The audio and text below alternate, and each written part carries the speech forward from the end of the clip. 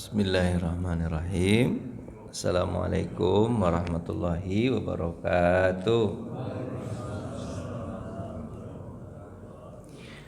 Alhamdulillah hamdan thayyiban mubarakan fihi wa yuhibbunallaha kama yarda.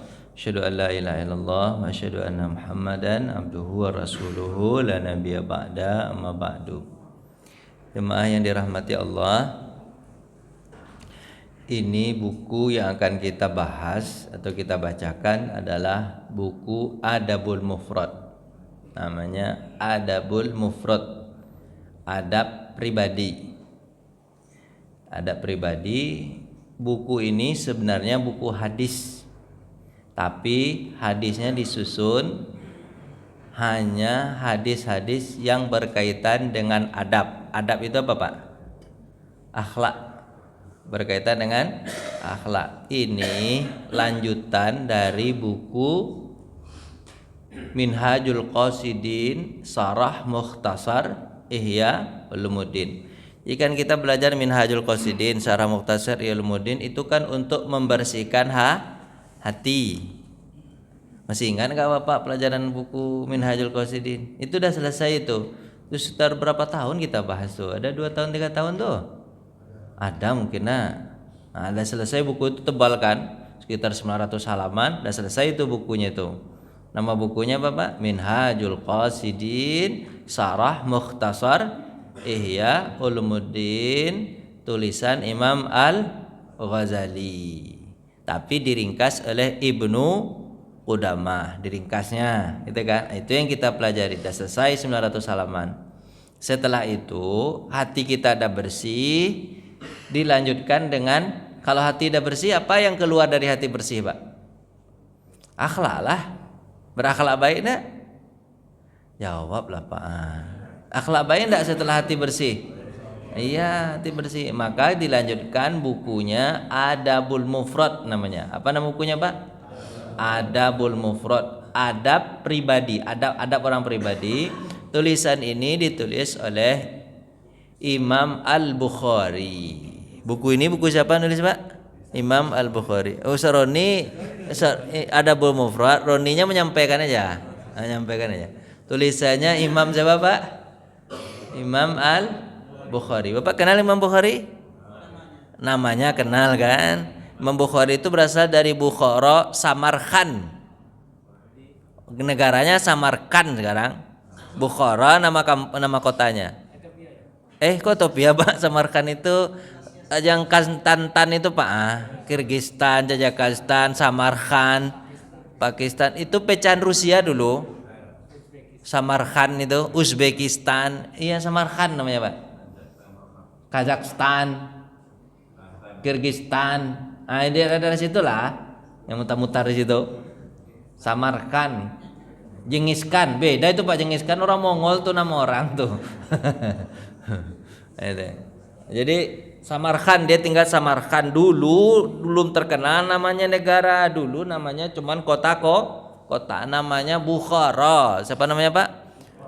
Namanya Abdurrahman bin Sakhar Al-Bukhara, dikenal dengan Bukhari. Nama aslinya Abdurrahman, ayahnya siapa? Sakhar. Nama ayahnya siapa? Sakhar. Nama kampungnya Bukhara, dikenal dengan nama Bukhari, orang dari Bukhara. Nah, kalau Bapak misalnya orang Pamulangi, nah itu jadinya.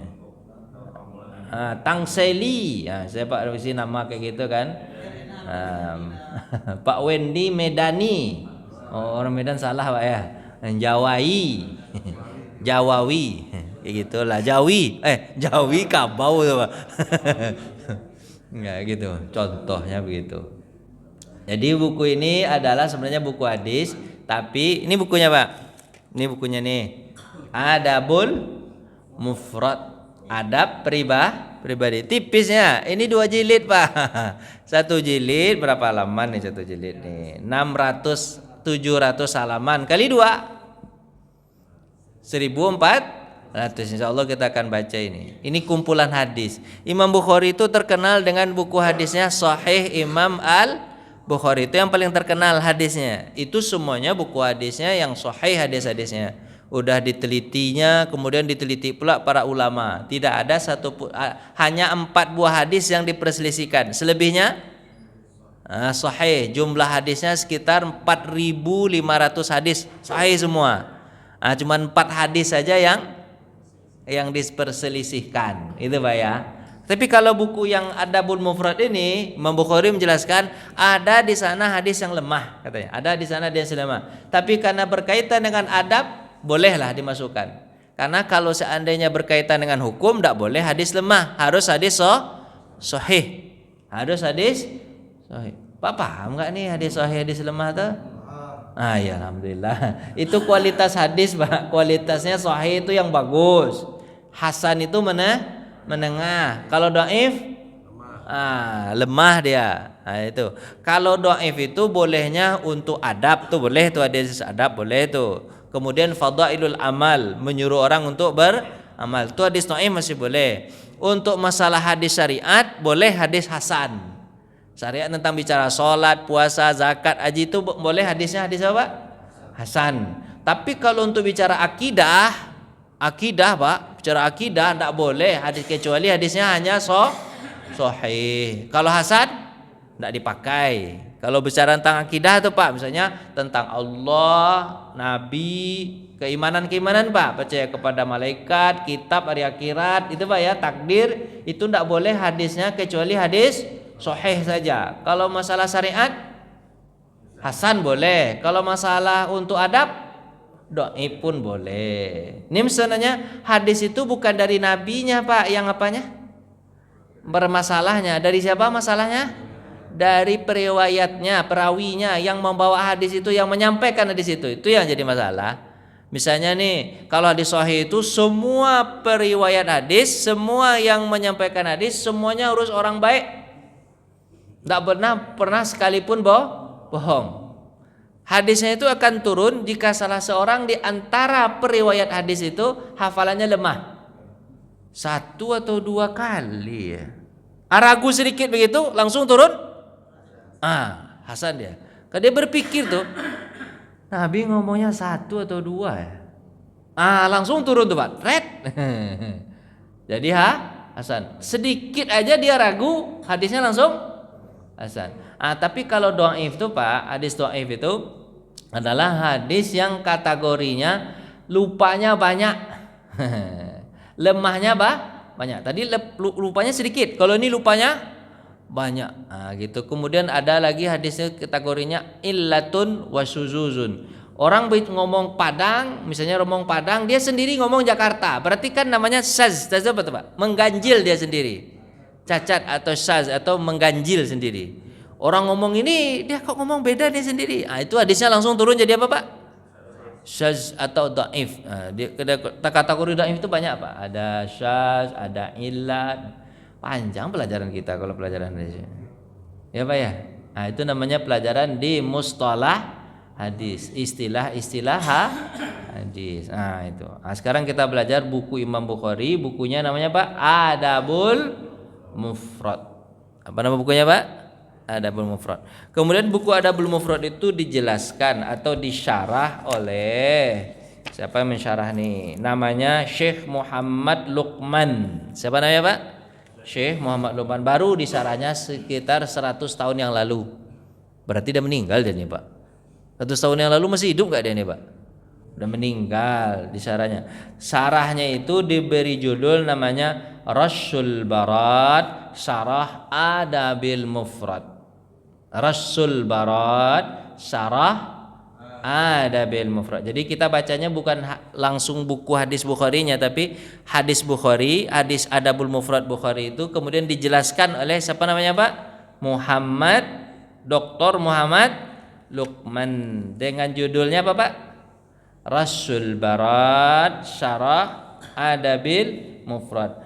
Percikan yang dingin. Itu Rasul Barat itu percikan Pak. Kalau barat dingin. Percikan yang dingin, penjelasan dari Adabul Mufrad. Kayak gitu cara.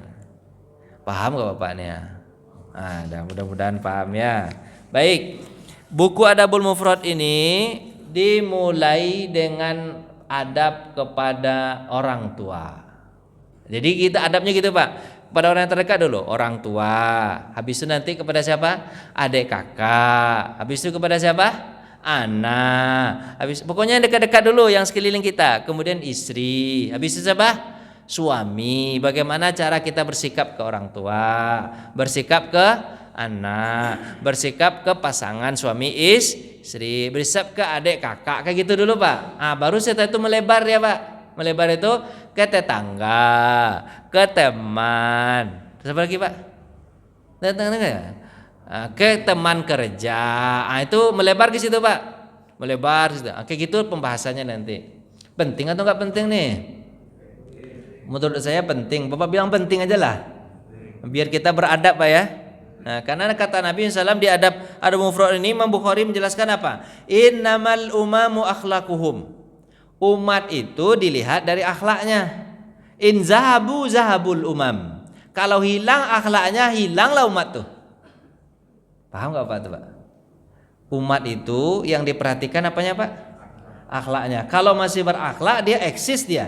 Tapi kalau nggak ada akhlaknya Pak, hancur. Akhlak itu bukan hanya sesama kita Pak. Akhlak itu juga kepada Allah. Harus sholat.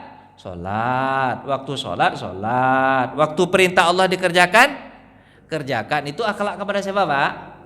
Akhlak itu kan 3 deh. Akhlak kepada Allah, akhlak kepada diri sendiri. Akhlak kepada diri sendiri jangan rusak. Itu akhlak pada diri sendiri.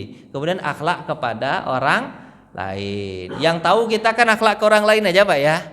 Banyaknya dibahas kan akhlak ke orang lain. Betul nggak? Iyain lah, ya gitu. Saya ada semangatnya, ya gitu kan? Ya, akhlak ke orang lain itu. Tapi sebenarnya akhlak ke diri sendiri ada. Kata siapa? Imam Bukhari. Kemudian akhlak kepada Allah juga ada. Dan sebaik-baik akhlak adalah kepada Allah. Tuh pembahasannya itu Pak. Jadi buku adab ini lanjutan dari buku apa Pak?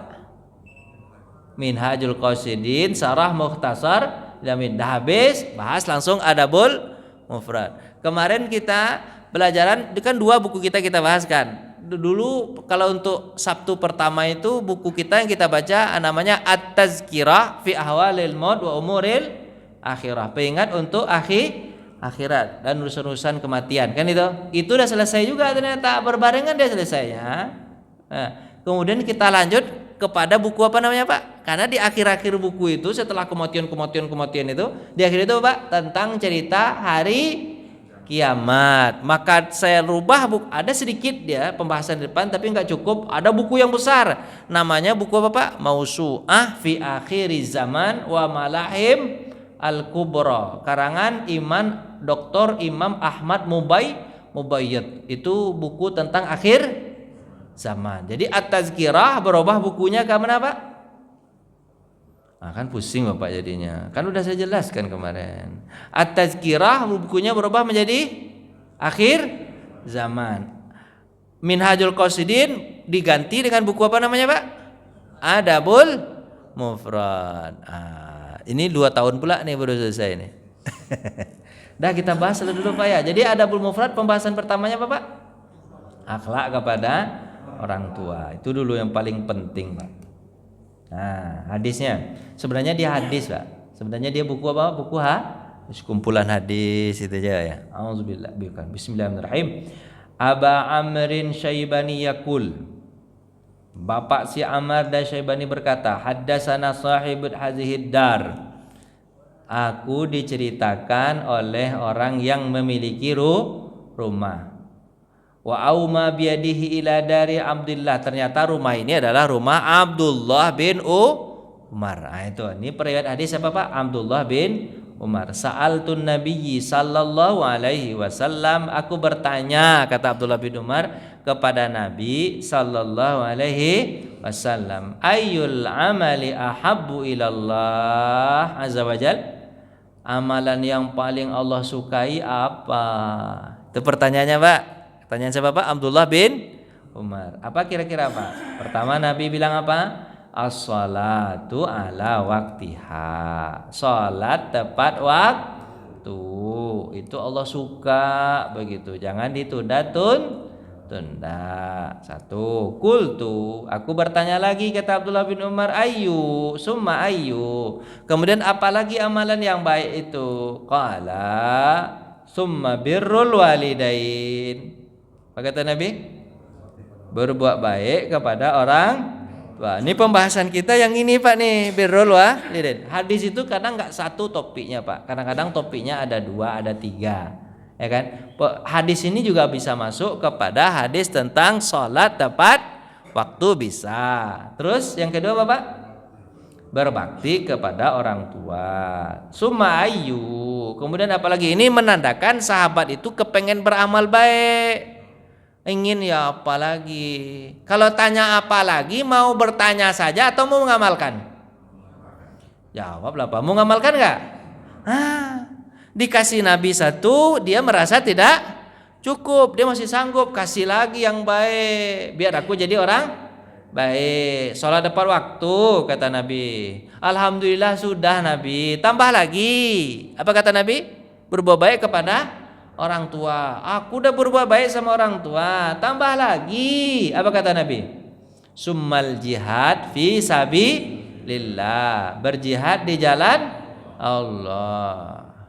Sampai di sini Pak. Kalau berjihad di jalan Allah, kalau mati masih nambah amal juga nggak Pak? Orang udah mati, cuman nambah amal. Diakhiri dengan itu sama Nabi. Pintar Nabi ini jawabnya Pak. Diakhiri dengan apa Pak? Al jihad fi sabilillah. Kalau dia udah meninggal, mau nambah lagi? Nggak, masa dia diam lagi. Habisnya haddatsani bihinna walau tazattu lazadani, tambahannya. Kalau aku tanya tambahannya pasti ditambah lagi. Cuma aku udah merasa cukup aja dengan jihad. Sebab apa? Udah mau mati apa lagi? Ya. Paham gak Bapak nih? Pak, ternyata sholat tepat waktu itu sangat utama. Sayang Pak, kan disayangi Allah. Sayang amalan yang disayangi itu Pak, kayak gini ya Pak. Kalau sudah disayangi Allah itu Pak, gimana ya? Amalan, contohnya nih, amalan yang Bapak kerjakan di 10 hari terakhir ini. 10 hari terakhir. 10 hari pertama bulan Zulhijjah. Kan amalannya Pak, awalnya amalan Bapak tuh biasa-biasa aja tuh. Dianggap biasa. Tapi masuk 10 dari 1 sampai 10 Zulhijjah, berubahlah amalan Bapak menjadi amalan yang dicintai. Apa aja Pak kerjakan? Sholatnya, sholat Bapak, sholat yang dicintai Allah. Puasa Bapak, kalau puasa nih dari awal Zulhijjah, dari kemarin tuh Pak, dari tanggal 8 sampai tanggal 16. Ya Pak ya? Ya, tanggal 16. 17 kita ini kan? 17 kita Idul Adha kan? Hari Ahad tuh, 17 hari Ahad tuh. Hari Senin libur bersama. Apa jangan lupa tuh hari Senin. Hari Seninnya Idul Adha, bukan hari Ahad. Salah saya tuh. Saya udah senang betul hari Senin libur bersama lagi. Selasa libur bersama. Oh iya adalah, serahlah Pak hari Selasa. Lupa saya, pokoknya begitulah. Pokoknya Pak, Bapak puasa tanggal 8 kemarin. Kalau Pak puasa terus, tapi paling indah, paling bagusnya puasa tanggal berapa Pak? Tanggal 9 Zulhijjah. 9 Zulhijjah itu namanya hari Arafah. Orang wukuf di Arafah, kita puasa di sini. Apa pahalanya Pak? Diampunkan dosa setahun yang lalu, yang kecil-kecil. Kalau yang besar, syarat ketentuan berlaku, tobatnya harus jelas tuh yang besar-besar. Tapi kalau yang kecil-kecil, diampuni Allah Subhanahu wa taala. Itu pahalanya Pak, amalan yang kita kerjakan yang biasa saja di hari sebelumnya, pas masuk di 1 Zulhijjah sampai 9 Zulhijjah, amalannya jadi apa Pak? Dicintai. Apa maksudnya dicintai itu Pak? Maksudnya dicintai itu Allah lebih-lebihkan pahalanya. Allah kan suka kalau dicintai Pak. Bapak kalau sayang nih sama istri Bapak itu perhitungan atau enggak? Kalau ngasih duit, perhitungan enggak? Enggak. Misalnya kan Bapak bilang sama istri Bapak, seminggu cuman habis 2 juta, marah saya nih, harusnya 50 juta habiskan. Oh begitu orang cinta. Paham enggak Bapak nih? Bapak dikasih duit 2 juta nih sama istri, berapa Pak? Jajannya sama istri seminggu itu berapa? 2 juta. Habis tuh nggak habis sama dia 2 juta, masih sisa 200.000. Marah apa Pak? Hah? 2 juta aja kamu nggak bisa ngabisin? Saya kasih tambah 10 juta lagi. Nah, itu tandanya apa Pak? Tanda marah atau cinta tuh? Marah apalah, cinta lah namanya itu Pak. Bapak bisa nggak begitu sama istri Bapak? Ada nggak mempraktekkan begitu? Kalau nggak habis sama dia apa hukum? Dengan cara apa? Tambah duit. Begitulah Allah Subhanahu Wa Taala begitu Pak. Kalau cinta itu Pak, dia nggak perhitungan. Kenapa Pak? Kenapa lain-lain aja Bapak? Orang tambah duit dia tambah istri tambah marah. Ibu-ibu dari tadi nggak memperhatikan loh Pak. Nanti tambah marah dia sama Bapak nanti. Itu tambah cinta. Artinya Pak, cinta itu amalan kita yang biasa dilipat gandakan. Tuh, jadi biasa aja sholatnya jadi lipat gandakan, gitu Pak ya?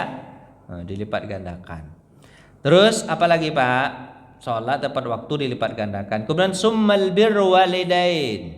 Jadi kalau kita melakukan amalan birru walidain ini Pak, kita dicintai oleh Allah Subhanahu wa Ta'ala. Makanya pepatah itu mengatakan apa? Jadikanlah orang tuamu seperti raja, maka rezekimu seperti rezeki raja-raja, walaupun kamu bukan raja, walaupun anak bukan anak raja. Gitu. Itu pepatah aja kata Ustaz Abdul Somad. Itu kan birru walidain, berbuat baik kepada orang tua. Qultu, aku bertanya lagi, terakhir apa? Jihad fi sabilillah. Itu hadis pertama. Berikut cepat aja Pak, ini terjemahannya. An Abdullah bin Umar, dari Abdullah bin Umar, masih dari dia Pak. Ridallah, bisa ridallah, bisa hadisnya ridho Rabb. Ridallah, kebanyakan hadisnya ridallah, keridhaan Allah fi ridal walidaini. Ada walidaini, ada walid saja hadisnya. Jadi ridho Allah itu tergantung pada ridhonya kedua orang tua. Jadi kalau seandainya Bapak, ini sebenarnya perpanjangan tangan Allah di muka bumi siapa Pak? Orang tua. Allah tuh sayang sama kita, sayang enggak? Sayang. Terus kan nggak mungkin Allah, bukan nggak mungkin ya, bisa mungkin saja sih sebenarnya Allah mewakilkan orang tua untuk memberi sayang kepada anaknya, hingga orang tua pasti tidak akan mencelakai anaknya. Sejelek apapun orang tua melihat anaknya ganteng aja, padahal anaknya jelek Pak, dibilangnya apa?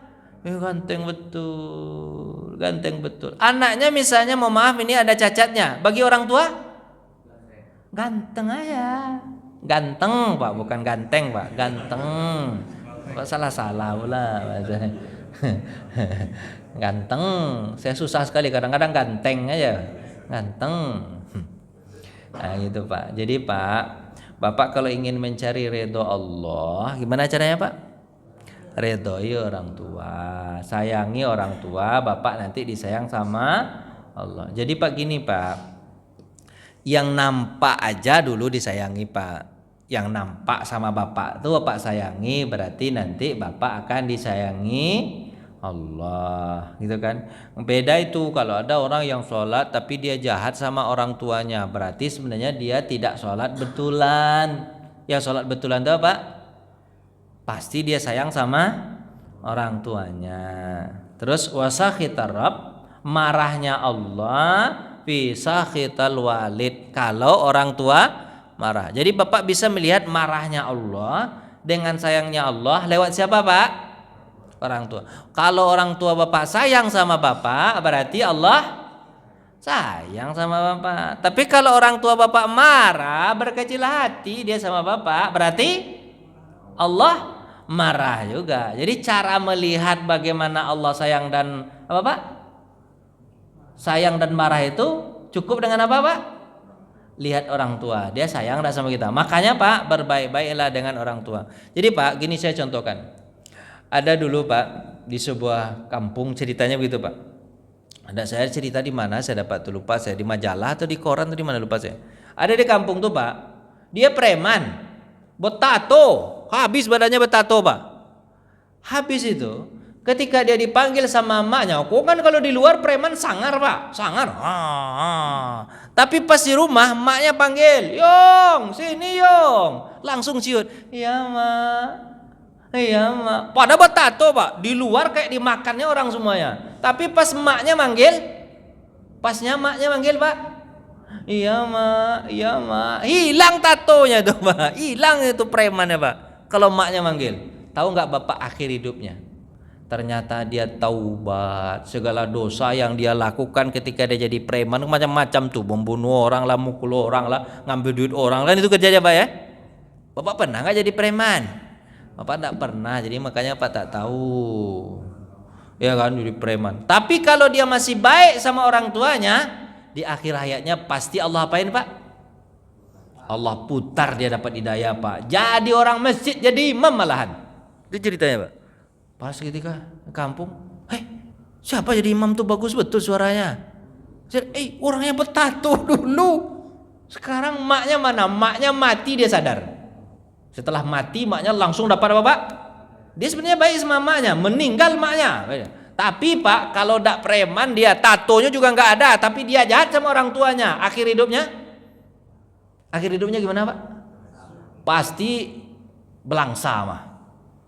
Jahat luar biasa tuh mah. Mati walaupun dia kelihatannya lunak segala macam pak, tapi dosanya pasti banyak. Allah tak berikan hidayah ke dia pak. Tapi kalau orang itu masih baik sama orang tuanya, sejahat apapun dia pak, nanti di akhir hayatnya diapain pak? Pasti dibaikan sama Allah Subhanahu wa taala. Gitu contohnya pak. Paham gak apa nih? Maka baik-baik aja lah sama emak ya. Jud. Hadis berikutnya nih. Ini sama ibu nih. Hadis sama siapa pak? Ibu. Ini bapak pernah dengar nggak hadis orang yang menggendong ibunya? Siapa namanya pak? Uwais Al-Qarni. Kan nama anak saya itu pak. Uwais Abdullah Hidayat. Uwais Al-Qarni. Dia dari Yaman kan itu pak ya? Dia dari Yaman. Kemudian dia kepengen ketemu sama Nabi. Cuman maknya sudah tua. Kalau kau tinggalkan aku, kau ingin ya bertemu sama Nabi. Tapi kalau kau tinggalkan aku, mati mak sendiri macam mana nih? Tunggulah. Atau ajak amak tunggu mak meninggal dulu, pergilah habis itu. Ditunggu-tunggu maknya nggak meninggal, gimana caranya? Dibunuh, nggak boleh. Akhirnya dia gimana pak? Uwais Al-Qarni pak ceritanya pak. Dia beli sapi dari anak sapi. Dia melatihan karena dia nggak punya onta. Nggak punya kendaraan, latihannya pakai anak sapi. Setiap pagi gendong sapi ke atas bukit, sore gendong sapi turun bukit. Lama kelamaan sapi tentu menjadi besar karena tiap hari dia gendong, tidak terasa berat. Sapi berapa beratnya pak? Bapak kalau korban berat sapi berapa? 300 kilo lebih. Itu yang digendongnya pak. Bapak berani nggak gendong sapi? Nanti kalau tiba sapi 300 kilo saya gendong lah atau apa? Berani nggak? 300 kilo digendongnya pak. Udah dia merasa kuat menggendong 300 kilo, baru diajak emaknya, mak naiklah ke atas punggung saya gendong emak sampai ke mana pak? Sampai ke Mekah untuk haji, dan nanti kita mampir di Madinah ketemu sama Nabi Muhammad Sallallahu Alaihi Wasallam. Emaknya saya senang betul. Maknya senang betul. Ayolah nak berangkat kita. Berangkat. Pas berangkat sampai di Mekah, selesai menunaikan ibadah haji, balik ke Madinah, tahu-tahu Nabi Muhammad sudah meninggal dunia. Ada dua sih riwayat itu pak. Awalnya itu tahun dulu dibolehkan sama emaknya, tapi jangan lama-lama ya. Itu setahun yang lalu tuh. Kau pergilah kata emaknya, berangkat apa pak? Haji, tapi setelah itu jangan lama-lama ya. Pas dia datang ke rumah Nabi tidak ada di rumah, tidak ketemu dia, karena dia ingat pesan maknya. Dia ditunggunya Nabi Muhammad, dia balik pulang. Itu satu riwayat. Riwayat berikutnya tahun depan dia datang lagi dengan cara apa pak?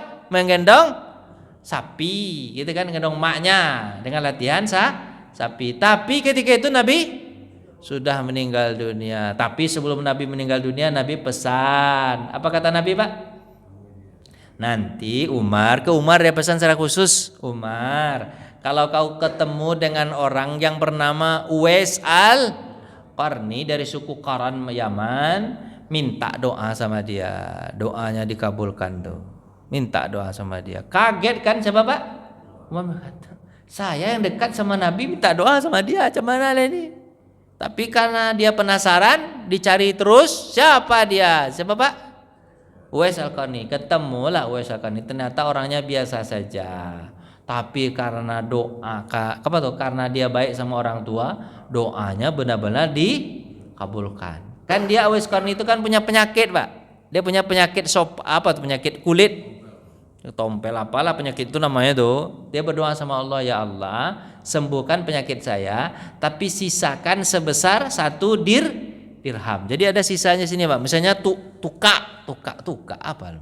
Kudis, koreng. Semuanya dar sembuh kecuali Bapak 1 dinar di sininya. Ada 1 dinar tempelkan di sini. Supaya apa ditinggalkan begitu? Itu dirawat terus Pak. Supaya apa Pak?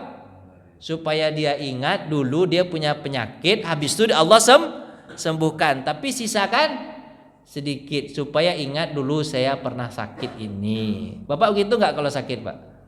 Sakit, sembuhkan semuanya kecuali tinggalkan dikit biasa ingat. Mau nggak begitu Pak? Rawat terus nggak mau kan? Kalau dia heran deh doanya Pak, tinggalkan dikit kata dia. Ya kan Pak ya? Nah, habis itu Pak, dia itu kan di kampung itu kan selalu diremehkan orang karena dia miskin, berpenyakit juga, itu kan macam diremehkan orang. Tapi pas ketika orang mendengar doanya dikabulkan Allah, orang kampung tadi gimana Pak? Berdatangan, oh maafkan kami Wes, dah salah kami, ternyata kau tak terkenal di dunia tapi sangat dikenal di akhirat. Gara-gara kau baik sama orang tuamu, doakan saya, doakan kami. Apa kata Wes? Saya doakan kamu, tapi jangan kasih tahu ke orang kampung yang lain ya.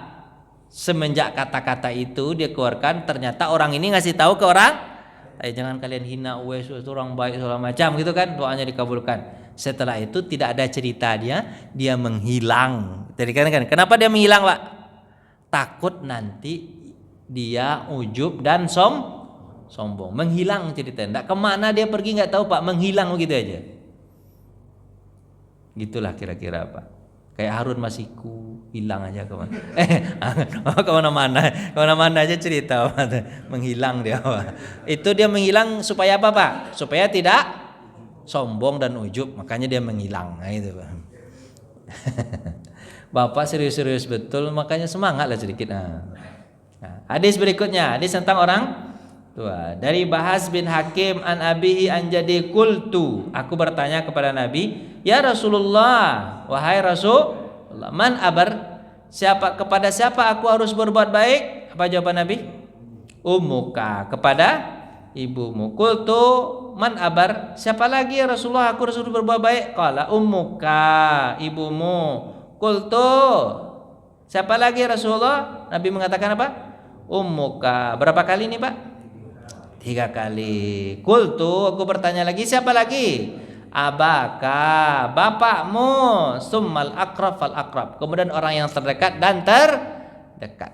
Itu kata Nabi Muhammad. Jadi 3 kali orang tua, mak 3 kali. Kenapa mak 3 kali Pak? Karena mak itu dia hamil, melahirkan dan menyusui. 3-tiganya itu berat. Hamil itu berat nggak Pak? Berat. 9 bulan. Bapak kuat nggak? Bayi itu beratnya berapa Pak? 3 kilo. Tambah ketuban 3 kilo. Jadi berapa?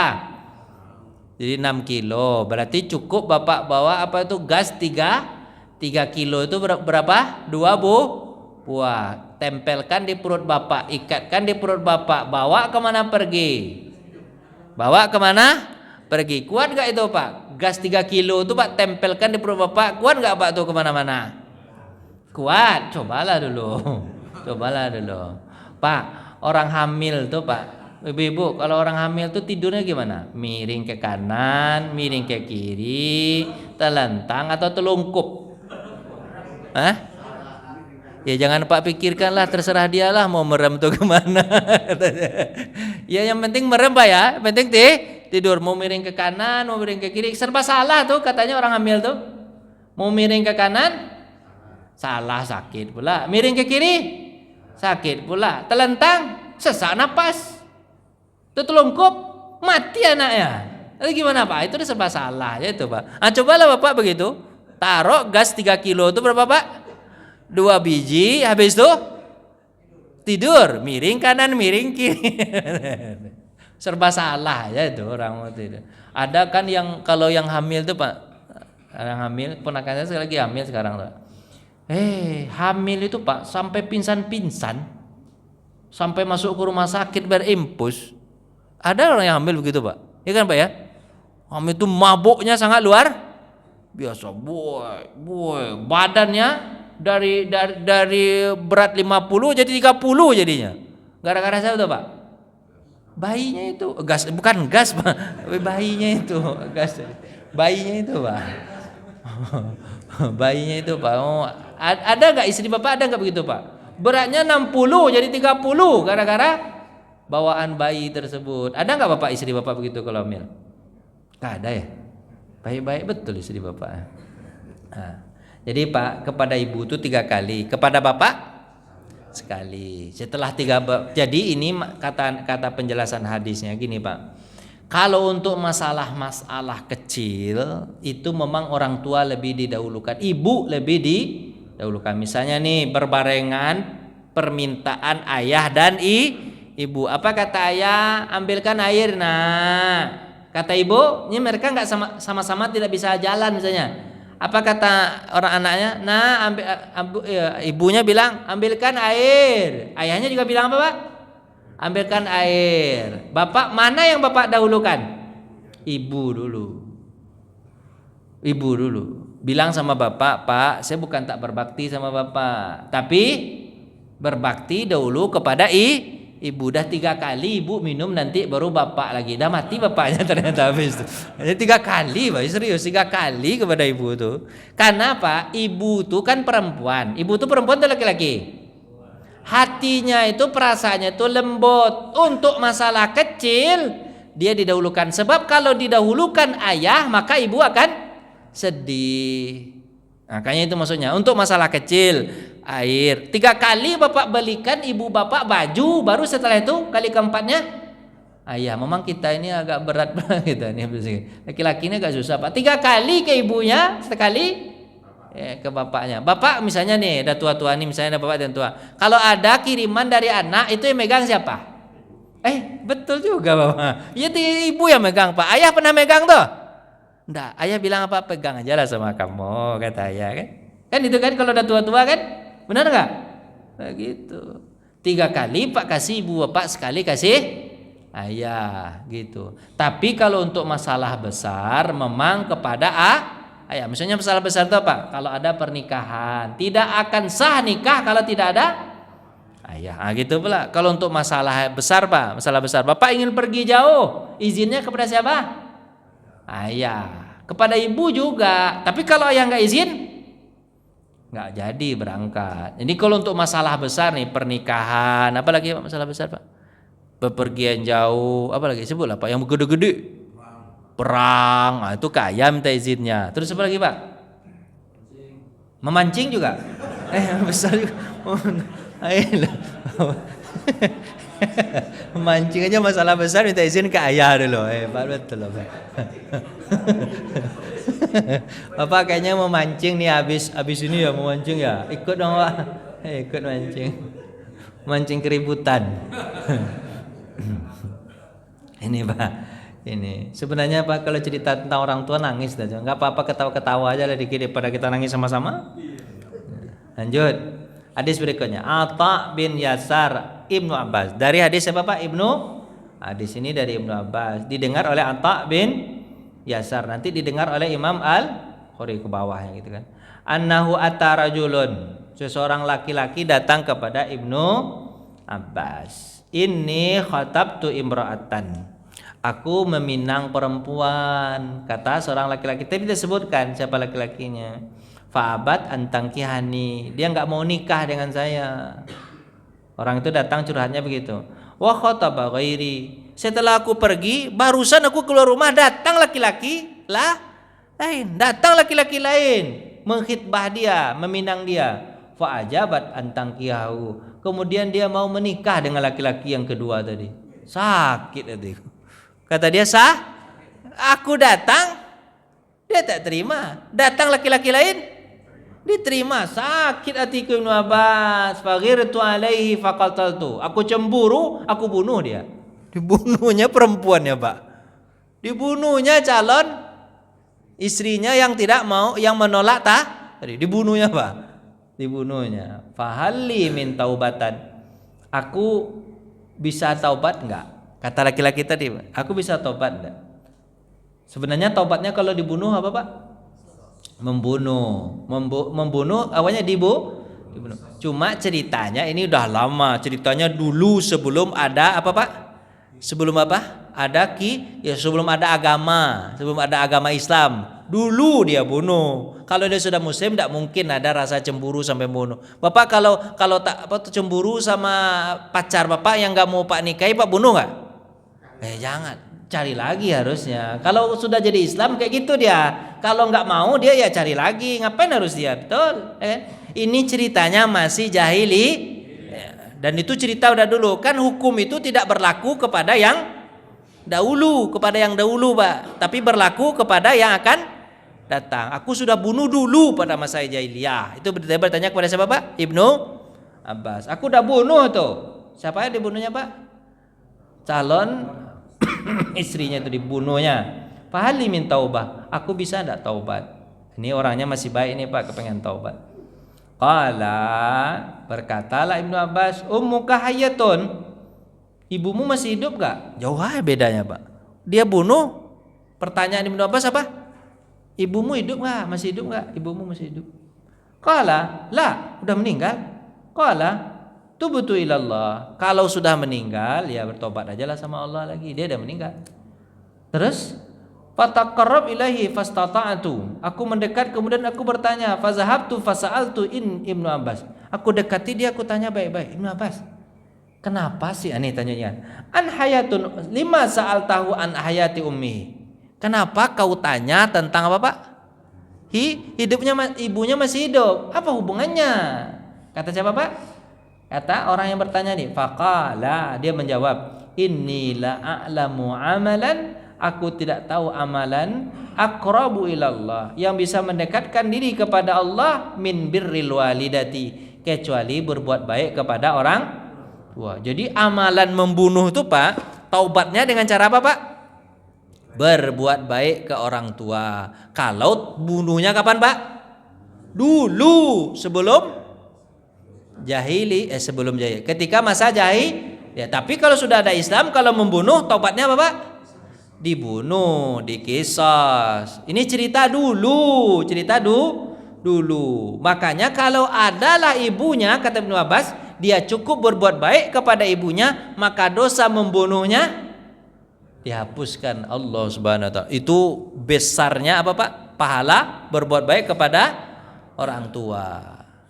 Bapak pernah nggak Bapak membunuh? Nyamuk, bunuh orang. Kalau pernah bunuh, yuk kita antar sama-sama ke itu. Kalau Bapak tak pernah membunuh sekalipun, pokoknya Bapak kalau melakukan perbuatan jahat, Bapak caranya gimana, Pak? Baik, bertaubat kepada Allah, habis itu berbuat baik sama orang tua. Itu menghapuskan segala kejahatan. Gitu. Bapak mau nanya nggak? Ini muter-muter di sini aja nih. Silakan Pak Haji. Salam.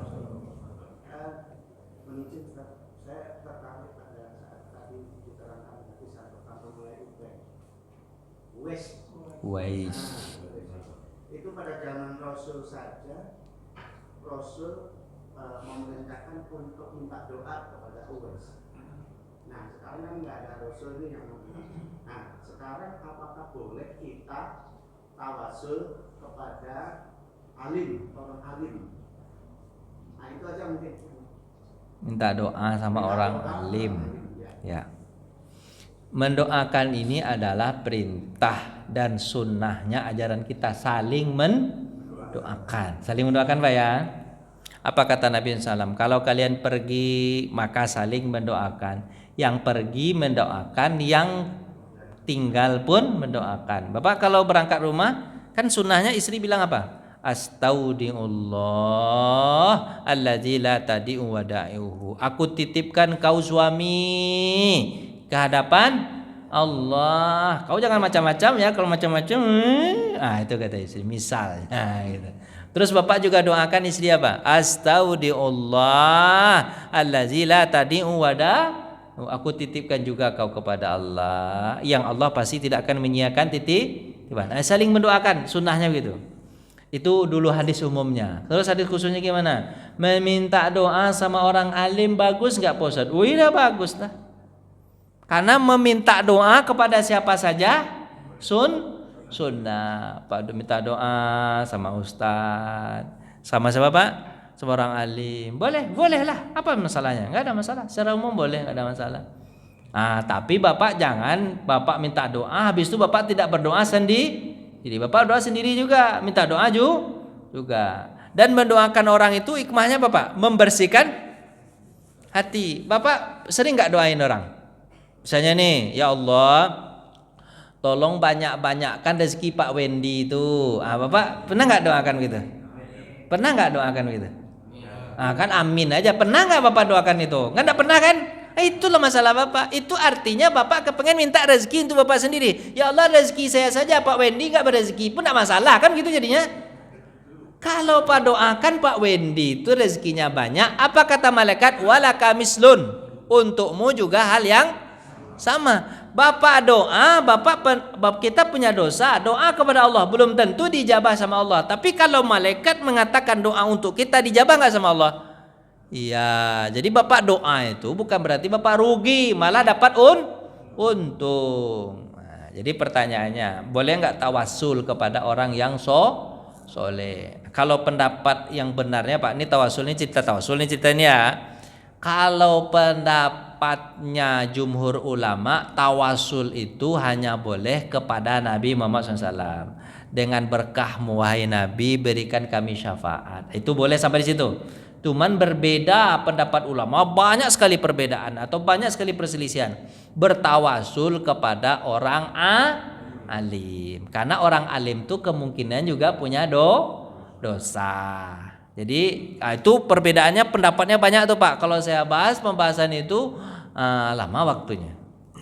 Boleh atau tidak boleh, boleh atau tidak boleh, boleh atau tidak boleh. Itu perbedaan pendapat. Ada yang mengatakan boleh, ada yang mengatakan tidak boleh. Alasannya mengatakan boleh gimana? Doa yang tadi itu saling mendoakan. Kan saling minta saling mendoakan aja, gitu kan? Ada yang mengatakan tidak boleh. Kita sendiri kan bisa doa. Ngapain harus minta ke orang? Nah itu alasannya itu banyak Pak. Disitulah perdebatannya. Apalagi kalau dia sudah meninggal dunia. Pendapat kebanyakan ulama, kalau orang alim itu atau ustaz sudah meninggal dunia, kebanyakannya apa Pak? Jangan. Akhirnya tidak boleh. Apa sebab? Takut di apa Pak? Syirik dia. Tapi kalau kepada Nabi masih hidup dan sudah meninggal pun boleh. Itu jumhur ulama mengatakan. Kalau kepada Nabi masih hidup dan apa Pak? Sudah meninggal pun boleh. Karena ada hadis Nabi, siapa yang menziarahi ketika aku meninggal, maka sama saja menziarahi itu ketika aku hidup. Jadi mintanya bukan kepada Nabi, tapi kepada Allah. Kan hadis tawasul itu kan panjang hadis penjelasan. Hadis tawasul itu Pak boleh bertawasul dengan amal. Boleh, contoh kan ada 3 orang pada masa Bani Israel, kata Nabi Muhammad SAW. Mereka kehujanan, habis itu mereka berteduh di mana? Di gua, kan itu Pak ya. Tahu-tahu datang batu besar, bukan batu besar, batu longsor. Tertutuplah mulut gua. Habis satunya berdoa, ya Allah, aku pernah berbuat baik kepada orang tuaku, maka geserlah sedikit apa Pak? Batu ini bergeser sedikit, tapi tidak bisa keluar. Aku dulu pernah diajak berzina sama orang, udah aku bayar pula orang itu dengan duit. Habis itu ku tahan diriku, aku tidak berzina. Kalau memang itu kebaikan, buka dikit lagi, tapi belum bisa keluar. Terakhir apa Pak tawasulnya Pak? Amalannya Pak? Lupa pula Bapak. Aku bersedekah kepada karib kerabatku. Aku udah banyak sedekah tapi dia tidak pernah terima kasih. Tapi aku ikhlas rasanya. Kalau memang itu kebaikan, bukalah. Dibuka sama Allah akhirnya mereka.